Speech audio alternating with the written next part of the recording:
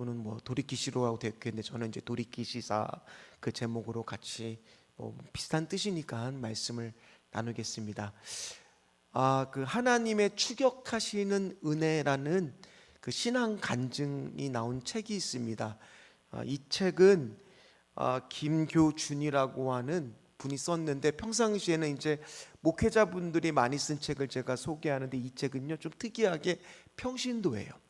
선한목자교회라고 하는 그 교회를 다니고 있는 평신도가 쓴 책인데, 그분이 삶의 죽음의 문턱에서 이제 하나님이 어떻게 나를 추격하시는 은혜가 있는지를 간증하는 내용입니다. 그분이 이제 병원에 입원을 해 있는데 굉장히 병 상태가 위중했는데, 시간이 지나서 많이 호전이 돼서 그러니까 고생하는 아내를 먼저 이제 집으로 돌려보낸 거예요. 그런데 갑자기 괜찮을 줄 알았는데 가슴을 움켜쥐면서 급심한 통증이 온 겁니다. 그러면서 퍼뜩 드는 생각이, 이대로 죽을 수도 있겠구나, 빨리 간호사를 불러야 되겠다 생각하는데, 순간 만약 나에게 10분의 시간이 주어진다면 그 짧은 순간에도 나중에 무엇을 생각날까? 그런데 신기하게도요, 그 순간 그 사람이 어떤 것들이 떠올랐냐면, 이상하게 그 순간 살아야겠다라는 생각이 아니라 내가 잘못한 것들이 다 떠올랐다는 거예요.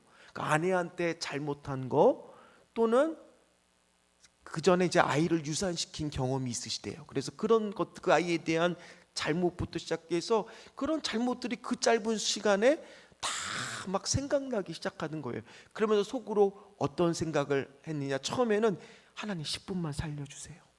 하나님 10분만 살려주세요. 왜냐, 회개하고 싶어서. 그러다가 좀 시간이 지나니까 하나님 5분만 살려주세요. 그러다가 맨 마지막에 어떤 생각을 했냐, 하나님 회개할 동안에만 좀 살려주세요 라고 생각이 들었다는 거예요. 사랑하는 성도 여러분, 어떻습니까? 만약 마지막으로 5분의 시간이 주어진다면 그때 무슨 말씀을 할 것 같으신가요? 무슨 말씀 하실 것 같으세요? 아마 여러 가지 지금 생각들이 드실 겁니다. 저는 추석 명절 기간에 월요일에 전북대병원에 병원 신방을 갔습니다. 한 성도분이, 아는 분이 병원에 입원을 했는데, 목사님이, 그러니까 우리 교인이 아니에요, 좀 꼭 와서 신방을 한번 해주셨으면 좋겠다라고 한 성도님이 부탁을 하셔서 오전 11시 정도에 제가 전북대병원을 갔습니다. 갔는데 저는 이제 상태를 모르고 가던데, 가자마자 깜짝 놀랐어요. 병상에 누워 계시는데 일단 움직이지를 못하시고 말씀을 못하세요. 왜 말씀을 못하느냐, 그분 나이가 40대 이제 거의 후반의 나이신데 여기에 이렇게 구멍이 뚫려져 있고 이 안으로, 그러니까 음식을 못 드시는 중이신 거예요. 그러다 보니까 말도 할 수 없고 눈만 껌뻑껌뻑이는 거예요. 이제 그러면서 내가 이분을 놓고 어떤 기도를 할까, 저도 상황을 모르니까 뭐 말씀을 준비를 충분히 묵상을 해갔겠습니까? 아니면 뭐 기도가 제목을 뭐 알고 갔겠습니까? 일단 갑자기 순간 하나님이 감동을 주시는데 마가복음 2장에 있는 말씀이 떠올랐어요. 어떤 말씀이 떠올랐느냐, 중풍병자와 내 친구, 얼마 전에도 제가 말씀을 드린 적이 있었지만 마가복음 2장 5절 말씀이 딱 떠올랐어요. 자, 한번 그 말씀을 같이 읽도록 하겠습니다. 예수께서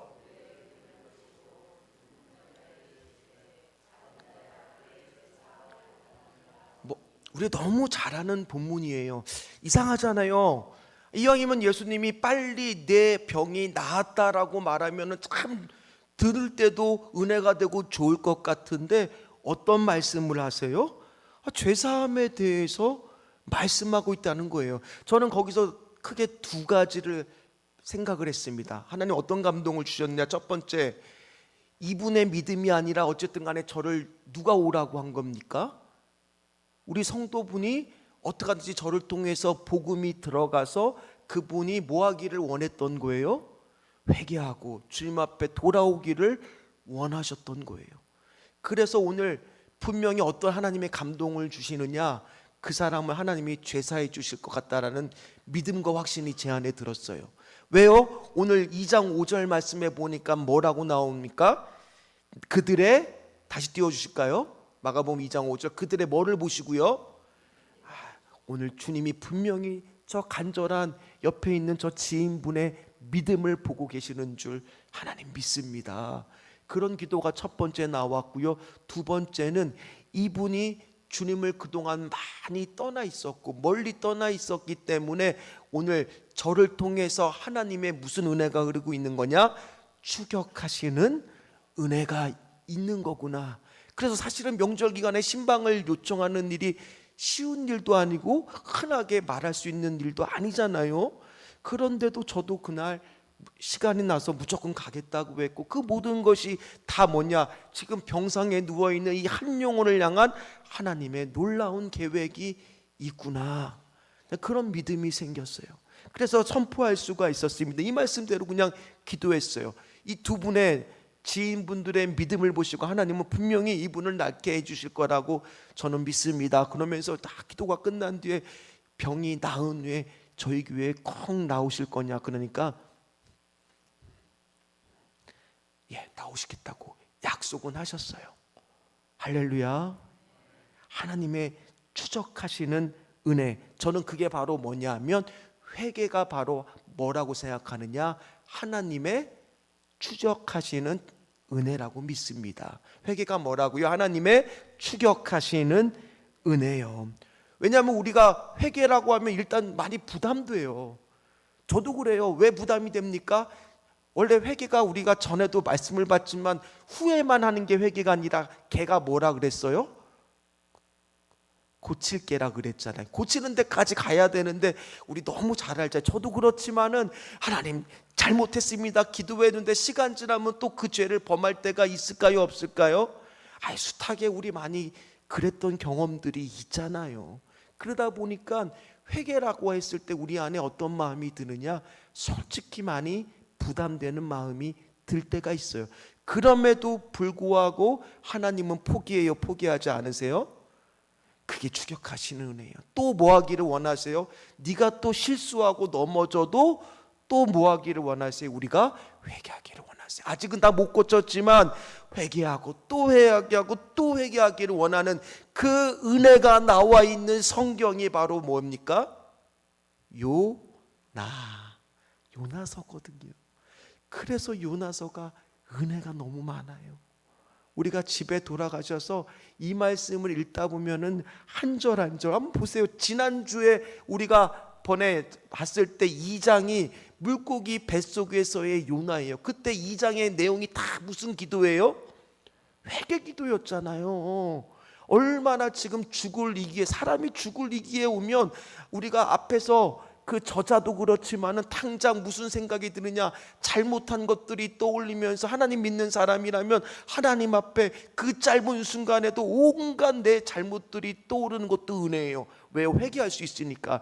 요나도 마찬가지였어요. 물고기 뱃속에서 3일 동안 핸드폰이 있습니까? 아니면 빛이 있습니까? 먹을 게 있습니까? 물이 있습니까? 뭐가 있습니까? 물고기 뱃속에 있었으니까 점액으로 온몸을 끈적하게 생각해 보세요. 그런 상태로 몸은 움직일 수나 있었겠어요? 그냥 이렇게 탁 붙들어서 할 수 있는 게 기도였어요. 그러니 그의 기도가 생명을 건 간절한 기도일 수밖에 없다, 그렇게 말씀을 드렸잖아요. 그의 회개는 가짜가 아니었을 겁니다. 진짜로 회개했을 겁니다. 그러면서 어떤 고백을 합니까? 구원은 누구한테 있나? 하나님 여호와께 있습니다. 그런 믿음의 고백을 딱 하는 순간 2장 10절 무슨 일이 기적같이 일어납니까? 2장 10절 말씀 한번 읽겠습니다.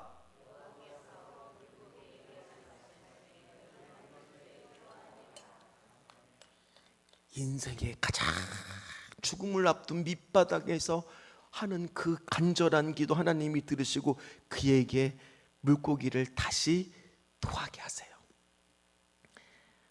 그럼 요나는 다짐했겠죠. 내가 이제 이 물고기 뱃속에서 나가기만 하면은 어떻게 살 거라는 걸 생각을 했을까요? 안 했을까요?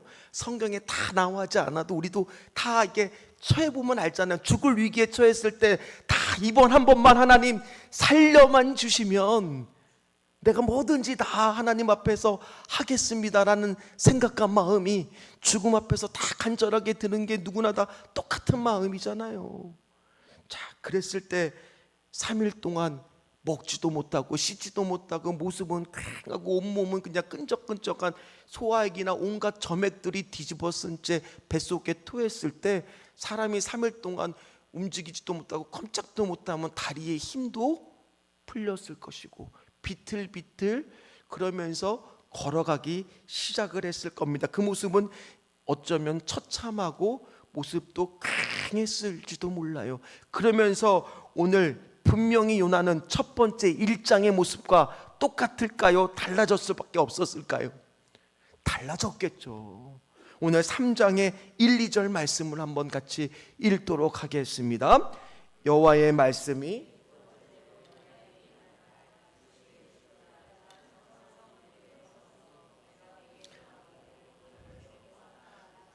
자, 오늘 우리가 1, 2절 말씀을 읽었지만은요 1장하고 거의 내용이 어떤가 한번 보세요. 1장 1, 2절도 한번 보십시오. 제가 읽어드리겠습니다. 여호와의 말씀이 아미떼 아들 요나에게 임하여 이르시되 너는 일어나 저 큰 성읍 니느웨로 가서 그것을 향하여 외치라. 그 악독이 내 앞에 상달되었음이라 하시니라. 내용이 거의 어때요? 대동소이 비슷비슷하죠. 그런데 뭐가 달라졌느냐? 저는 오늘 이 말씀이 은혜가 되더라고요. 여호와의 말씀이 두 번째로 요나에게 임하시되. 자, 그러면서 하나님이 다른 말씀을 하는 게 아니라 어떤 말씀을 하세요? 첫 번째 했던 말씀하고 동일한 말씀을 하세요. 우리 아무 생각 없이 읽었지만 한번 가만히 생각해 보세요. 요나의 입장에서 또다시 같은 사명이 주어진다는 거, 또 다른 나한테 기회를 하나님이 다시 허락해 주신다는 거, 우리도 마찬가지잖아요. 혼났을 때 이거 잘못을 딱 앞두고 있는데 혼날 것 같은데 갑자기 엄마가 어렸을 때 유리를 깨거나 뭐 중요한 걸 깼는데 다음에 또 그러기만 해봐. 이번에 꼭 한 번만 용서해 주는 거야. 그러면 가슴을 그냥 확 쓸어 안으면서 어이구 다행이다. 그게 두 번째잖아요. 지금 오늘 요나의 마음도 어땠을까? 한번 가만히 생각해 보면 하나님이 마치 이 사명은 너 아니면 할 사람이 없다는 식으로, 아니 요나 아니면 할 사람이 없겠습니까? 그런데 하나님이 다시 똑같은 기회를 마치 처음처럼 아무 일이 없다는 듯이 이렇게 말씀하시는 때 요나의 마음이 얼마나 감동이 되었을까? 오늘 우리에게도 하나님이 두 번째 말씀하시는데 우리가 아무 일도 없다는 듯이 우리에게 기회를 주신다라고 한번 생각해 보세요.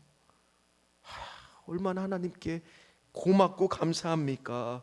마치 요나가 아니면 감당할 사람이 없는 것처럼 그랬을 때 내 마음도 편안하지 않아서 들찔림을 당하죠.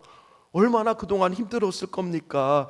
오늘 이것처럼 하나님은요 실패한 것을 기록으로 남기는 분이 아니라 부르심으로 그 실패를 덮으시는 분이에요. 믿습니까? 우리의 실패를 하나님의 부르심의 은혜로 덮어버리시는 분이라는 거예요.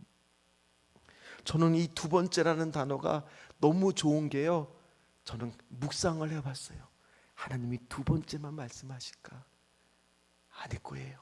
세 번째 요나에게 말씀하여 이르시되, 네 번째 요나에게 말씀하여 이르시되, 그래도 안 듣는다면 오늘 오히려 이 어마어마한 니느웨 백성의 회개보다 말씀을 통틀어서 읽다 보면은 마치 하나님은 저 많은 니느웨 백성들의 회개도 중요하지만 누구 한 사람을 위한 더 많은 시간과 할애를 두고 있느냐, 누구한테 더 집중하고 더 많은 시간을 두고 계속 추격하시는 은혜가 있어요? 요나한테요. 놀랍지 않습니까?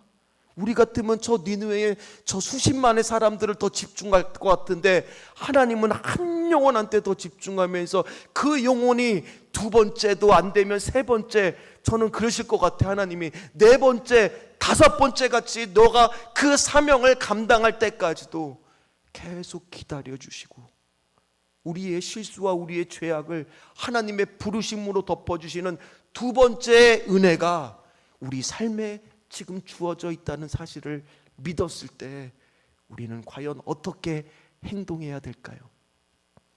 달라져야 될 거예요? 안 달라져야 될까요? 자, 보십시오. 그게 1장 3절과 3장 3절의 차이가 오늘 말씀의 중요한 포인트입니다. 1장 3절에서는요 어떻게 시작이 됩니까? 그러나 요나가 여호와의 얼굴을 피하려고 일어나 어디로 도망가요? 다시스래요. 자, 접속사가 뭐예요?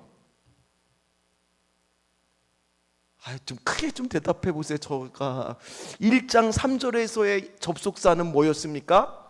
그러나예요. 자, 그런데 3장 3절은 어떻게 달라졌는지 보십시오. 3장 3절은요 지금 보니까 여기에 우리 개역개정에는 해석이 안 돼 있지만 원래는 원어를 히브리어 원어를 보면 1장 3절과 3장 3절은 와우라고 하는 접속사가 동일합니다. 그런데 그 접속사가 어떨 때는 그러나 문맥에 따라 그러나로 쓰일 때가 있지만 어떨 때는요 그래서로 쓰일 때도 있어요. 그래서 이 부분을 현대인의 성경의 버전에서는 어떻게 해석을 하는지 한번 말씀을 통해서 확인해 보겠습니다. 같이 읽겠습니다. 그래서 요나는 여호와의 말씀에 순종하여 니느웨로 갔다. 니느웨는 대단히 커서 한 바퀴 도는데 걸어서 3일이나 걸리는 큰 성이었다. 아멘. 사랑하는 성도 여러분, 요나가 바뀌었어요. 그러나의 인생에서 어떤 인생으로 바뀝니까? 그래서요. 우리 말씀 모르는 사람 어디 있습니까? 원수를 사랑하라. 그런데 우리 다 어떤 인생을 살 때가 많아요. 아휴, 하나님, 그러나 저 인간만은 내가 도저히 용서할 수가 없습니다. 그래서 용서해야 한다고. 하나님 사랑해야 되는 거 압니다. 그러나 나는 저 사람을 사랑하기가 너무나 힘듭니다. 그래서 사랑해야 된다고. 하나님 복음을 전해야 되는데 나는 이렇게 말도 꺼내기 힘들고 그러나 너무나 복음 전하기가 어렵습니다. 그래서 너는 복음을 전해야 된다고. 오늘 우리의 인생 접속사도 바뀌는 은혜가 있으시기를 주의 이름으로 축원합니다. 똑같은 건데 그거에 따라서 태도에 따라서 해석이 달라져요. 그러나가 아니라 그래서요. 그래서 순종하는 저와 여러분들이 되셨을 때 인생이 바뀌는 거예요. 인생이 달라지는 겁니다. 그러나 순종하지 않는 것뿐인 게 아니라 그래서 순종하는 우리 귀한 성도님들이 다 되시기를 주의 이름으로 축원합니다. 그래서 요나는요 어디로 갑니까? 순종하는 마음으로 니느웨 성에 갑니다. 니느웨는 오늘 본문에 보니까 3일 길을 걸어야 될 만큼의 큰 성인데 요나가 복음을 전하는 것은 겨우 며칠이었다고 성경에 나옵니까? 3일을 다 돌아다녔어요. 하루 길만 순종을 합니다. 그러니 반도 순종한 것이 아니죠. 그죠? 3분의 1만 따라간 거죠. 자, 그렇습니다. 심지어 그가 한 마디는 원어를 보면 5마디예요. 뭐예요? 40일이 지나면 니느웨가 무너지리라. 이게 5마디만 딱 한 거예요. 더 말한 것도 아니에요. 그러니까 그의 순종은 사실은 그래서 갔기는 했지만 온전하게 지금 따르고 있는 거예요. 물론 그러나보다는 나아졌지만 그래서까지는 됐지만 아직은 어떤 순종이 아니에요? 100%의 온전한 순종은 아니에요. 3분의 1만 딱 순종하고 있어요. 그냥 어쩔 수 없이 하는, 억지로 하는, 마지못해 하는 그런 순종이에요. 왜요? 니느웨 백성이 구원받는 게 싫으니까요. 마음이 그러니까요. 우리도 오늘 마찬가지입니다. 저도 오늘 설교를 이제 수요 예배 해야 되는데 제 안에 어떤 마음이 있으면 아휴, 명절인데 오늘 같은 날은 그냥 좀 쉬지. 무슨 수요 예배야. 그런 마음이 있으면 설교 준비할 때도 어떨까요? 아유, 그냥 오늘은 대충 준비해 갖고 그냥 막 그냥 설교하고 말지, 그냥 피곤해 죽겠는데. 그런 마음이 들 수도 있어요, 없어요? 있은 거예요. 그런데요, 참 놀라운 것은 뭐냐? 하나님의 추격하시는 은혜가 있어요. 요나는 이렇게밖에 안 전했는데, 두 번째 기회를 줬는데도 불구하고 이렇게밖에 안 전했는데 이 불완전한 순종에 또 뭐가 덮여지고 있어요? 하나님의 은혜가요. 하나님의 일하심이요, 하나님의 신실하심이요, 하나님의 성실하심이요, 일하고 있다는 거예요. 한번 요나를 생각해 보십시오. 그가 지금 니느웨 성에 나타났을 때 이방인입니다. 옷차림부터 생각해 보세요. 깨끗하지도 않잖아요. 3일 동안 물고기 뱃속에 있었으니까 아까도 얘기했듯이 그 모습에 초라했을 것이고, 딱 보면 이 백성, 이 땅에 사는 사람이 아니라는 것을 알았을 건데, 그 사람이 어떤 말을 하느냐, 아니 40일이 지나면 니느웨 백성이 망한다. 여러분, 평양에 가서 김정은이 이제 아무것도 여러분들이 욕했다고 생각을 해보세요. 할 수 있어요? 지금 아수르는 적국입니다. 거기 가서 김정은 너는 망할 거야. 어떻게 될까요? 어떻게 되는 게 정상이에요? 아오지 탄강이 아니죠. 총살이죠. 바로 그냥. 이게 정상인 거잖아요.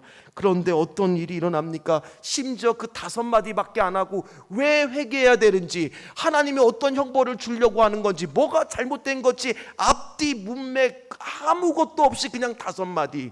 40일이 지나면 니느웨는 망한다. 아니 얼마나 듣는 사람도 황당합니까?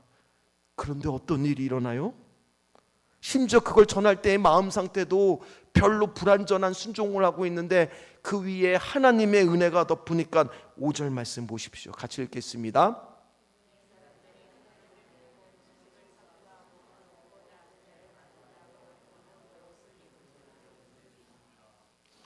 이게 가능한 일일까요? 아니 3분의 1이 밖에 선포를 안 했는데 온 백성이 지금 다 들었다는 얘기는 3분의 1 백성이 듣고 그냥 그걸 무시했다는 게 아니라 당연히 뭐 했기 때문일까요? 야, 강장에 지금 요나 선지자라는 사람이 왔는데, 야 니느웨 백성이 망한데, 야 우리 큰일 났어. 이거 뭔가 우리 지금 해야 돼. 이렇게 누군가에게 전했기 때문에 온 백성이 다 알았고, 심지어 왕까지 그 기회에 들어갔던 것은 누군가가 이 이야기를 듣고 전했다라는 거예요. 근데 이게 요나한테는 기쁘지가 않아요. 요나는 기대하지 않았어요. 저 사람들이 이 이야기를 들으면 그냥 무시하기를 바랬어요. 그래서 3일 길도 아니라 하루만 순종하고 3분의 1만 순종하고, 그것도 마음을 담아서 얘기하는 것도 아니라 40일이 지나면 니느웨 백성이 망할 거라는 5마디만 겨우만 했고, 제가 할 바 차라리 나는 그래도 했기는 했어요 하나님, 딱 여기까지만 했는데 하나님의 은혜가 그 가운데 덮으니까 역사가 일어납니까? 안 일어납니까? 그럼 오늘 이게 우리에게 주는 게 뭐예요? 억지로라도 불완전해도 뭐 해야 돼요? 순종이라는 것은 일단은 하고 봐야죠. 결과는 하나님이 은혜가 덮으면 이루어진다라는 거예요. 하나님이 개입하시면 된다라는 거예요.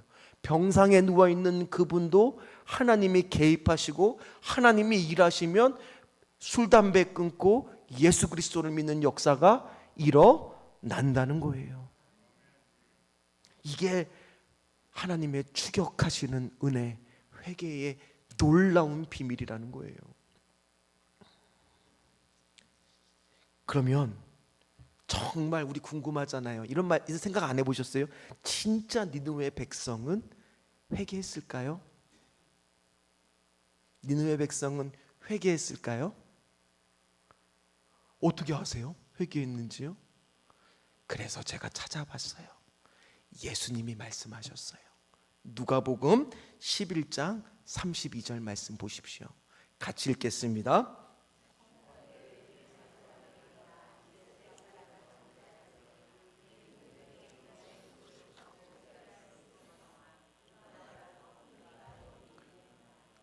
예수님이 말씀하셨다는 것은 뭐예요? 이게 진짜로 있었던 일이라는 거예요. 역사적인 사실이라는 겁니다. 진짜로 니느웨 백성이 그 순간만큼은 회개를 했다라는 거예요. 이게 가능했다는 거예요. 설명한 방법이 없을까? 그래서 제가 또 자료를 찾아봤어요. 그랬더니만 이거는 하나의 가능성인데 뭐냐면 아시리아 왕표의 연대기의 역사를 보면 기원전 763년에 그 땅에 개기일식이 있었다는 기록이 나와 있습니다. 그것을 버르 사갈리라고 하는 인물이 인터넷 쳐보면 다 나오는 말입니다. 그 기록을 해놓은 문헌이 있어요. 그런데 그 시대에 누가 활동했던 시대하고 겹치느냐? 요나가 활동했던 바로 시대하고 이 시대간이 겹쳐요. 물론 그 순간에 딱 그의 요나가 찾아갔는지에 대한 기록은 없지만은, 그래서 도널드 와이즈먼이라고 하는 사람은 하나의 가능성을 1979년에 논문을 통해서 발표를 합니다. 그때 개기일식이 일어났기 때문에, 그럼 일식이 일어나면 어떤 일이 발생이 됩니까? 컴컴한 거예요. 니느웨 그 순간이. 그것뿐만 아니라 그 전후에 아시리아가 굉장히, 아수르라는 나라가 호전적인 국가인데 역사를 보면 한동안 침략 전쟁을 벌이지 않았습니다. 왜 그러냐? 기근이 그 땅에 임했고요, 그 땅에 반란이 수시로 일어났습니다. 그러다 보니까 니느웨 백성들의 마음이 어땠을까요? 그 주변에 어쨌든 간에 앞뒤 마음들이 다 어땠을까요? 가난해져 있는 상태였습니다. 이제는 우리가 뭐 하지 않으면 이게 큰 일이 벌어질 것 같은 그런 일들을 하나님은 벌써 뭐 하고 계셨느냐? 요나는 전이긴 했지만 그 전에 이미 하나님이 뭐 했다는 거예요? 개입하시고 다 일해 놓으셨다라는 거예요. 놀랍지 않으십니까? 만약 이 가설이 진짜 나중에 천국 가서 물어봤을 때 사실이면 놀라운 일이지 않습니까? 하나님은 요나 하나만 덜렁 그냥 평양에 마치 보내갖고 김정은 어쩌고 저쩌고 하라고 말하고 시킨 것이 아니라 벌써 다 그 땅을 그 말이 들어가게끔 다 만들어 놓고 요나로 하여금 순종하라고, 우리를 하나님께서 전도하라고 보내거나 무슨 사명을 감당하러 보낼 때 아무런 도움도 주지도 않고 아무런 혜택도 주지도 않고 아무런 능력도 주지도 않고 보내는 분이 아니라시는 거예요. 그저 우리는 하나님이 하시는 일에 마치 밥상에 숟가락 하나만 놓으면 되는 것처럼, 하나님 일하는 그곳에는 하나님의 영광이 드러날 것이고 하나님의 일하심이 드러날 것이고 하나님의 개입하심이 있다는 사실이에요. 따라서 오늘 우리가 전도해야 된다라고 제가 11월 첫 주에 선포를 했습니다. 하나님은 일하실까요? 하나님은 다 해놓고 준비하고 계실까요? 우리는 뭐 하기만 하면 돼요? 불완전해 보이지만 순종하기만 하면 나머지는 하나님이 일하신다는 거예요. 우리의 불완전한 순종도 하나님의 은혜로 덮어 주신다는 거예요. 우리의 실수도 하나님의 부르심으로 덮어 주신다는 거예요. 그래서 저는 이 하나님의 추적하시는 은혜, 이 추적이라는 단어가 너무 좋은 거예요. 두 번째의 은혜, 끝까지 요나를 포기하는 것이 아니라 마치 추적해서 끝까지 요나를 지금 세워주시는 하나님의 그 긍휼하심과 사랑, 오늘 나에게도 동일하게 임하게 하여 주시옵소서. 그랬더니만 오늘 그것이 마치 도미노처럼, 네트워크처럼 계속 연결이 됩니다. 요나의 불완전한 순종, 그랬는데도 불구하고 하나님의 개입하심으로 니느웨 백성의 회개, 그리고 나서는 어떤 일이 발생하는지 보십시오. 10절 말씀이 놀라운 겁니다.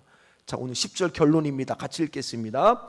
하나님이 그들의 행한 것 곧 그의 악한 길에서 돌이켜 떠난 것을 보시고 하나님의 뜻을 돌이키사 그들에게 내리라고 말씀하신 재앙을 내리지 아니하시니. 하나님의 뜻을 돌이키는 게 흔하게 일어나는 일입니까? 아니에요. 그런데 하나님의 추적하시는 은혜가 있는 곳, 회개가 일어나는 일은 곧 도미노처럼 무슨 일이 벌어지느냐? 하나님의 뜻을 돌이키는 데까지 이어질 수 있다는 거예요. 할렐루야. 회개가 그래도 부담스러우세요? 아니에요. 회개는 은혜예요. 하나님의 추적하시는 은혜예요. 회개는 뭐라고요? 하나님의 추적하시는 은혜예요. 부담되는 게 아니라 오히려 더 하나님 앞에 하는 거예요. 하나님이 두 번째로 은혜를 주시는 거고, 두 번째가 아니면 세 번째로 은혜를 주고, 그럴 때 하나님은 뜻을 돌이키사 역사하시고 일하시고 계신다는 거예요. 가정이 변화되기를 원하십니까? 사업장이 변화되기를 원하십니까? 우리 교회가 변화되기를 원하십니까? 비결은 다른 데 안 있어요. 내가 먼저 요나 같은 나부터 불완전한 순종이라도 하나님 앞에 회개하면서 나가기 시작할 때 하나님의 뜻을 돌이키는 역사가 우리 교회 가운데에서도, 여러분들의 가정 가운데에서도 있음을 믿으시기를 주의 이름으로 축원합니다. 제발 금요일에 철야 끝나고 우리 구역자님들 주보 한 문장이라도 꼭 나누고 계시죠? 힘들어도 해보세요. 억지로라도 순종하는 곳에 변화가 있어요. 제가 전도하라고 얘기를 하면 그렇게 토요일에 오셔서 전도하러 나왔더니, 제가 이번 주에는 너무 설교 준비가 급박해서 전도 현장을 못 나갔는데, 갔다 오신 분이 제가 안 가니까 역사가 더 일어나더라고요. 안 가니까 성도들이 와서 하는 말이, 목사님 나가서 전하니까 이 추석 명절이 낀 이 연휴 기간에도 전도하러 나왔다고 사람들이 더 좋아하더라는 거예요. 그러면서 그거를 받으면서 하는 말이 뭐냐면, 우리 교회에 좋은 소문이 계속 나고 있다고, 신전주 교회 교회로 소문났다고 부러워하는 교인도 만나보고, 오히려 더 많은 긍정적인 간증의 소식들이 넘쳐났음을 믿으시기를 주의 이름으로 축원합니다. 따라서 오늘은요, 하나님이 뭐를 원하시는지 우리가 아셔야 돼요. 베드로전서 후서 3장 9절 말씀, 하나님은 심판보다 뭐를 원하시는 분이냐? 같이 읽겠습니다. 주의 약속은 어떤 일이 더디다고 생각하는 것 같이 더딘 것이 아니라, 오직 주께서는 너희에 대하여 오래 참으사 아무도 멸망하지 아니하고 다 회개하기를 이르기를 원하시느니라. 아멘. 어떨 때는 나만 좀 억울한 것 같지만 하나님은 우리의 인생 접속사를 바뀌게 하십니다. 회개하는 순간 그러나가 아니라 그래 서로 바뀐다라는 거예요. 하나님의 추적하시는 은혜가 있습니다. 그게 회개가 오히려 은혜라는 거예요. 그래서 오늘 불평하더라도 그 자를 통하여 하나님은 이끌어 가시고 버리지 않고, 어떻게 우리 같으면 지쳐서 포기할 만도 한데 포기하지 않으시고 또 한 번 설득하시고 또 한 번 해서 하나님의 일하심과 하나님의 크심을 드러나게 하시는 그 하나님의 추적하시는 은혜. 우리도 마찬가지입니다. 지금 힘드신 일들이 있습니까? 그 순간을 그래서로 바꾸시는 순간, 그 다음은 뭐가 찾아옵니까? 은혜가 와요. 하나님의 은혜가 그 다음에 옵니다. 이거는 말씀에 나와 있는 변하지 않는 진리입니다. 하나님의 추적하시는 은혜가 반드시 있을 줄 믿습니다. 요나 같은 자도 사랑하시는 우리 하나님의 모습을 오늘 말씀을 통해서 보잖아요. 오늘 집에 가셔서 다시 한번 말씀을 보세요. 얼마나 하나님의 뜻을 돌이키는 데까지 한 절 한 절이 하나님의 추적하시는 은혜가 숨겨져 있는지, 마치 요나를 향해서의 하나님의 사랑의 고백처럼 들리는 그 귀한 말씀 가운데, 그렇지, 나도 불완전하지만 작은 것부터 하나 순종해보자. 요한복음 필사를 했으면 끝까지 그래도 한번 내가 포기하지 않고 한번 해보자. 한 명 전도하라고 했으면 내가 기도라도 좀 해보자. 이름이라도 적어보자. 3분의 1만 순종해도 하나님은 은혜로 덮어요. 다 100% 순종하면 좋지만 3분의 1만 순종해도 하나님이 일하시면 하나님의 덮으시는 은혜가 있다는 거예요. 작은 거라도 한 번씩 꼭 이번 주에 해보십시오. 하나님이 어떻게 은혜를 주는지. 하나님은 요나를 포기하지 않으시듯 십자가에서 돌아가셨을 때 우리 한 영혼도 다 포기하지 않으시는 그 예수 그리스도의 귀한 사랑은 우리에게도 동일하게 흐름을 기억하시고, 오늘도 하나님의 추적하시는 은혜를 기대하시면서 오늘도 그것이 바로 회개임을, 그것이 부담이 아니라 하나님의 은혜임을 기억하시는 저와 여러분들 다 되시기를 주의 이름으로 축원합니다. 축원합니다. 같이 찬양하겠습니다.